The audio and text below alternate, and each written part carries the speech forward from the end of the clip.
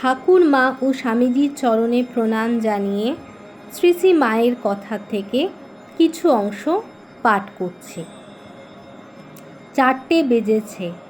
মা উঠলেন। ঠাকুরের বৈকালী ভোগ হয়ে গেল।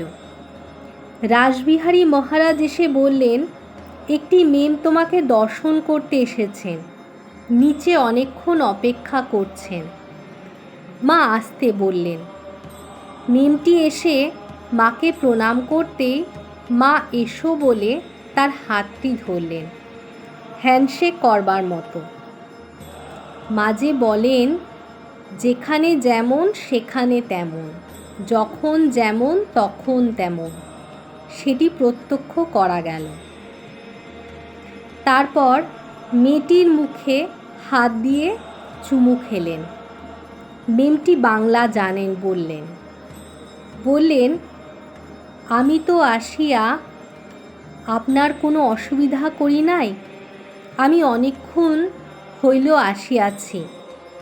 আমি বড় কাতর আছি।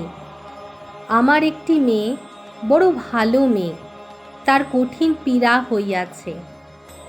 তাই মা, আপনার করুণা ভিক্ষা করিতে আসিয়াছি।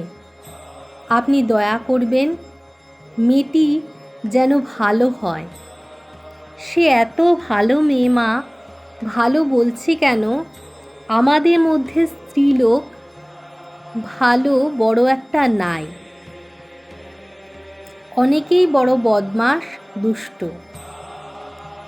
এ আমি সত্য বলিতেছি। এ মেয়েটি সেরূপ নহে। আপনি কৃপা করিবেন। মা বললেন, আমি প্রার্থনা করব তোমার মেয়ের জন্য, ভালো হবে। মেমটি এ কথায় খুব আশ্বস্ত হলেন। বললেন, তবে আর ভাবনা নাই। আপনি যখন বলিতেছেন ভালো হইবে, তখন ভালো হইবেই, নিশ্চয় নিশ্চয় নিশ্চয়। কথায় খুব জোর ও বিশ্বাস প্রকাশ পেল। মা সদয় হয়ে গোলাপ মাকে বললেন, ঠাকুরের ফুল একটি একে দাও, একটি পদ্ম আনো। বিল্বপত্রের সঙ্গে একটি পদ্ম এনে গোলাপ মা মায়ের হাতে দিলে মা ফুলটি হাতে করে চোখ বুজে একটু রইলেন। পরে ঠাকুরের প্রাণে এক দৃষ্টে চেয়ে ফুলটি মেমের হাতে দিয়ে বললেন, তোমার মেয়ের মাথায় বুলিয়ে দেবে। মেম হাত জোর করে ফুলটি নিয়ে প্রণাম করে বললেন, তারপর কি করিব? গোলাপ মা বললেন, কি আর করবে, শুকিয়ে গেলে গঙ্গায় ফেলে দেবে। মেমটি বললেন, না না, এ ভগবানের জিনিস, ফেলিয়া দিব? একটি নতুন কাপড়ের থলে করিয়া রাখিয়া দিব।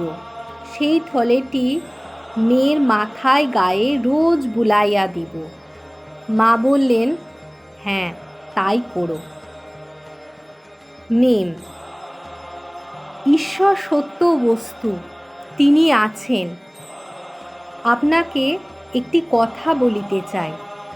কিছুদিন পূর্বে আমার একটি শিশুর খুব জ্বর হয়।